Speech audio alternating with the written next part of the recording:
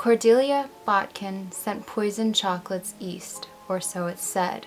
The people are fine who ate the least, but now 2 Dover women are dead.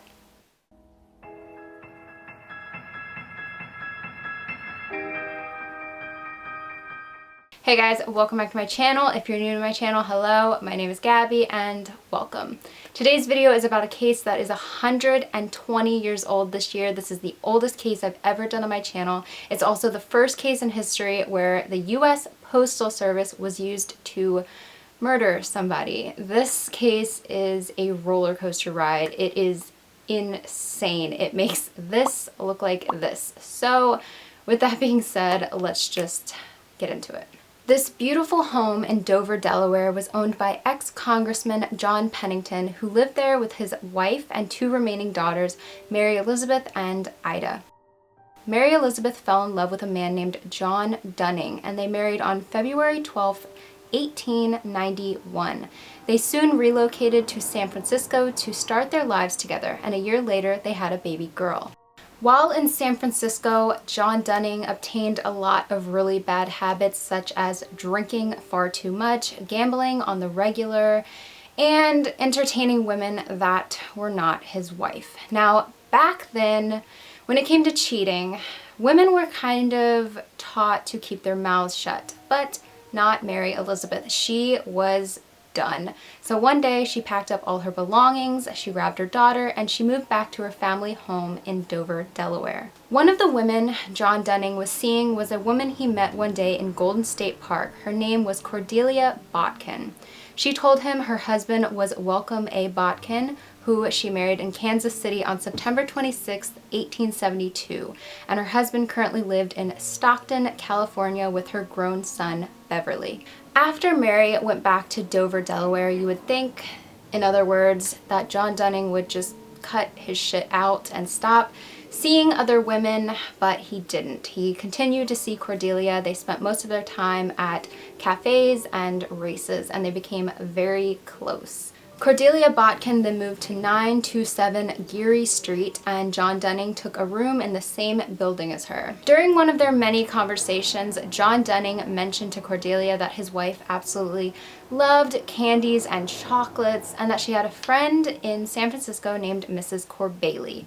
Now, I'm not entirely sure why he mentioned these things to Cordelia, but I'm guessing that she asked him about his wife, just being nosy. On March 8, 1898, John Dunning accepted a position as a war correspondent and was set to leave for Puerto Rico almost immediately.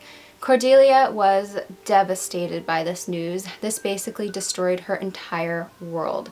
She begged him to stay, and he said he couldn't and that he was actually never returning to San Francisco again. She accompanied him to the Bay and wept as they departed. Now, whenever John Dunning was going to be coming back to the United States, if he wasn't coming back to San Francisco, where was he going? Well, Cordelia figured that he was probably going to return to Dover, Delaware, and try to rekindle his love with his wife. Well, Cordelia figured that if she couldn't have John Dunning, nobody could. Now let's take this to Dover, Delaware. On August 9, 1898, Ida's son was sent to the post office to check his grandfather, John Pennington's, mailbox. Inside the mailbox was a package addressed to Mrs. John P. Dunning.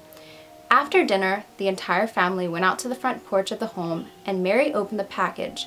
Inside was chocolate bonbons with a handkerchief and a letter that read, "With love to yourself and baby, signed Mrs. C." Mary at this time didn't put 2 and 2 together. She didn't think that Mrs. C in San Francisco was her friend Mrs. Corbailey, who lived in San Francisco. She didn't really put that together, so at this point she didn't know who Mrs. C was. But Mary didn't think that she had an enemy in the world. She didn't think anybody was out to get her, so she thought eating this chocolate was perfectly fine. So the entire family went out onto the porch and they all dove into the chocolate, even sharing the chocolate with 2 neighbor friends who were walking by at the time.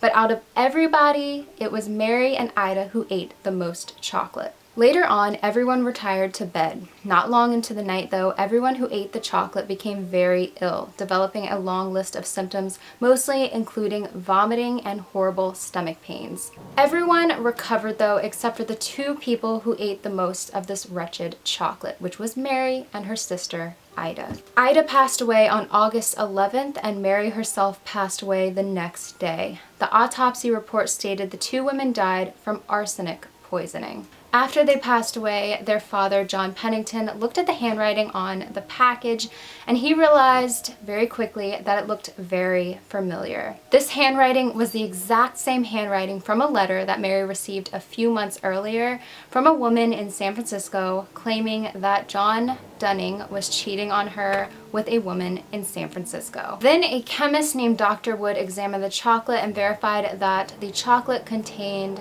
very high levels of arsenic. John P. Dunning was notified by telegram about what happened to his wife and sister-in-law and traveled back to Dover immediately. When he looked at the handwriting from the package, he knew immediately it was Cordelia's handwriting. He had cheated on his wife with Cordelia for 3 years, so he was very familiar with her handwriting. And then he remembered instantly the time that he told Cordelia that his wife really enjoyed chocolates and candies, and she had a friend in San Francisco named Mrs. Corbailey, which explains why the letter was signed Mrs. C. Detectives tracked down Cordelia in Stockton, California with her husband and son and brought her back to San Francisco. At this time, the evidence pointing to Cordelia being guilty for the murders just kept piling and piling and piling up. First, she was positively identified by two women at a candy store who claimed she came into the store requesting a box of candies, that she didn't want the store's name on the box, and that the box not be filled to the top because she wanted to leave room for something else she was planning to put in it. Secondly, John Dunning presented love letters sent to him from Cordelia during their affair to a handwriting expert, and the handwriting expert looked at them compared to the letter that was sent to Mary months prior and from the package, and he said that all handwritings were from the same person. The handkerchief that was found in the box still had the store tag on it that read City of Paris. They went to the store and the woman claimed she remembered Cordelia. She remembered her very well because she looked much like her mother who had passed. The woman presented a photo of her mother and it looked very much like Cordelia Botkin. Detectives managed to track down more and more people that verified Cordelia's purchases. They then talked to Frank Gray, a druggist employed at the Owl drugstore, who remembered Cordelia and said she came in requesting 2 ounces of arsenic to try to get a stain out of a straw hat. He said he told her there were more ways to get a stain out, but she insisted on the arsenic. On August 4th, 1898, Cordelia shipped her package from Ferry Post Office in San Francisco, and then that same day, she left San Francisco for St.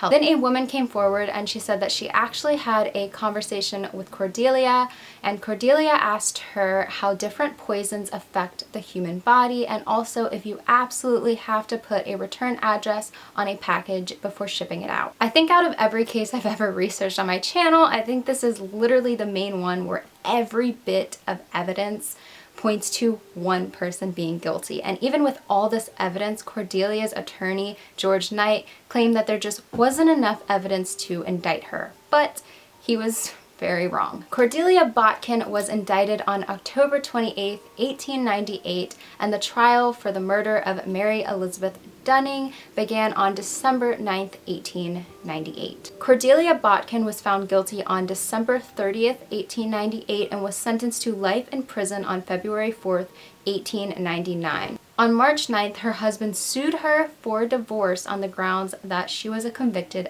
felon. She was actually retried on August 2nd, 1904, and she was again found guilty and again sentenced to life in prison. But apparently Cordelia Botkin was not only able to seduce married men, she was also able to seduce security guards, because one day Superior Judge Cook, which was the superior judge during her trial, was out visiting his wife's grave, and he saw Cordelia Botkin just out free, just not in jail, just, walking around. He went to the county jail where she was held, and they claimed she hadn't been let out.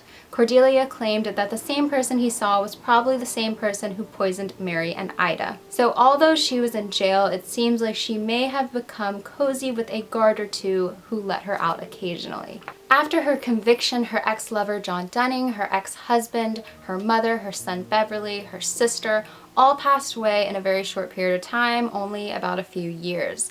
It doesn't really matter, you know, what crime you committed or how evil you are. You still care about some people in your life, and this really affected Cordelia. She became very distraught and suffered from melancholy, which in today's time is referred to as depression. In February of 1910, she applied for parole because of her health issues and was denied. Then on March 7th, she became unconscious and passed away. Her death certificate stated she died because of softening of the brain as a result of melancholy. She was 56 years old. It doesn't matter how old a case is, how much time has gone by, these were still people at one point, and I just feel so insanely sorry for Mary and of course her sister, who had nothing to do with any of this. But when you think about Mary in this story, I mean, this was a woman who fell in love with a man. She was head over heels for him. Not that long into their marriage, he started cheating on her, drinking, gambling all their money away. She moved back home with her daughter, and then he continues to cheat on her. She receives a package of chocolates after receiving a letter from somebody claiming that her husband is still cheating on her. She receives this box of chocolates, and who doesn't enjoy getting chocolates? So obviously she's excited about chocolates. They're her favorite candies. She dives into them, gets very ill. Everybody in her family gets very ill. A few days later, after excruciating pain, her sister passes away, and then the next day she passes away. And then her daughter has to grow up knowing that her mother was murdered by a psycho that her dad was cheating on her mother with. This is some late 1800s Jerry Springer shit. So put a little roller coaster emoji down in the comments if you think this case was just insane, because I gotta agree, for being a case that is so old, it's out there. Anyways, I hope that you guys enjoyed that video though. If you liked that video, make sure to actually like it, and if you're not already, make sure to subscribe. I love you guys so much, and we'll see you all in my next video. Bye guys. And of course, as always, a huge thank you to my patrons. You guys are my world. Thank you. Thank you, thank you, thank you.